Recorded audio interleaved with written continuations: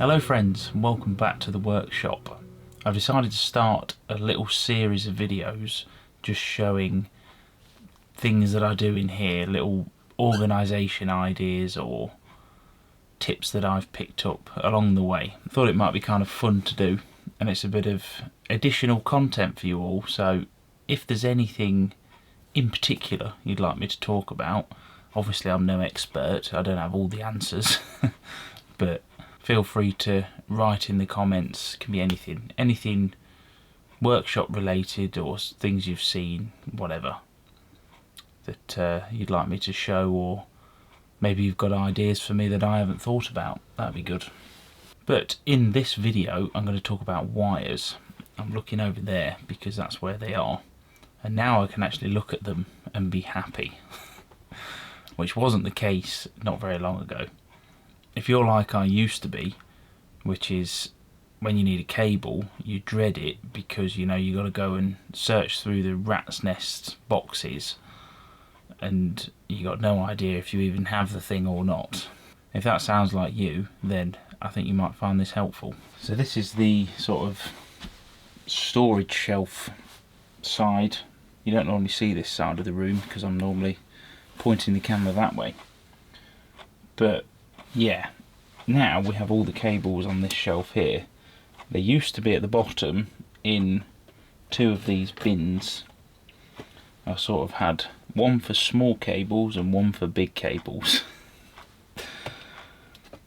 It just didn't work. It really did not work.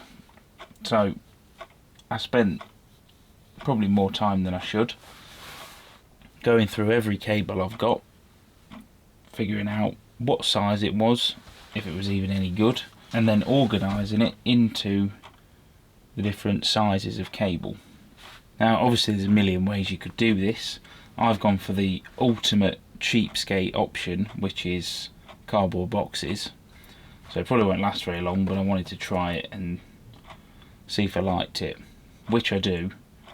So probably going forward I'll make something out of wood, a bit more permanent, a bit better, but it'll do for now. So yeah, I went through everything and we've got from 0.75mm, which is like this really small, used for very low power things, right the way up to this box, which is 35 and 50mm.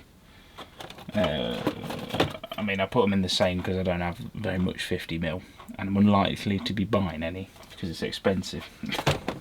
But 35 I use quite a lot, 16 I use a hell of a lot, and then right on the end I just did an extra one with a couple of sections in it, and that's for really small cable, so smaller than 0.75, stuff that I can't even, it doesn't say. You'll find on a lot of cables it actually says what size it is.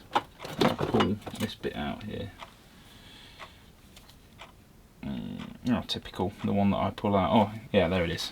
Just here, look, 35mm squared, and that is the size of the cable inside. Yeah, it's all now organised, and whenever I have a cable I can just either put it away, or if I need something in particular, I need a length of 6mm, I can just go straight to the bin and grab something, you know.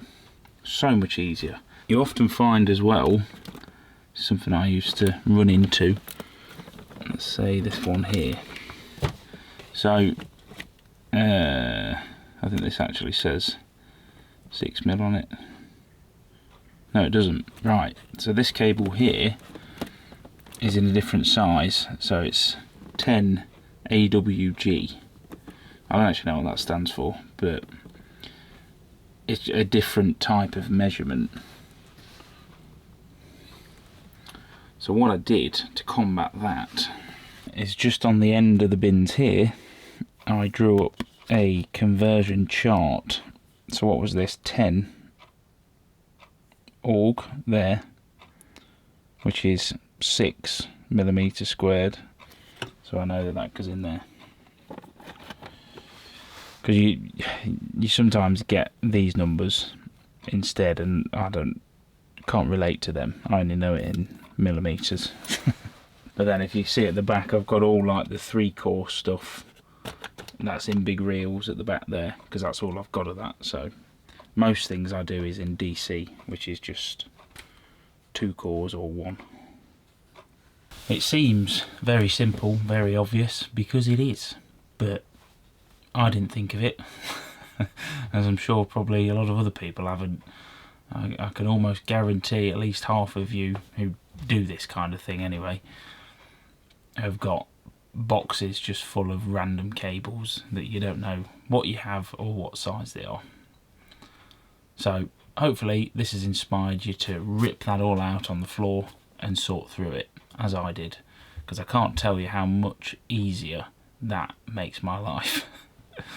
If I need to add something new to the power system or change something on one of the vans, whatever, it's so much quicker just to walk up to that, that's what I need, job done, rather than having to be digging through the rat's nest that I've been putting up with for far too long.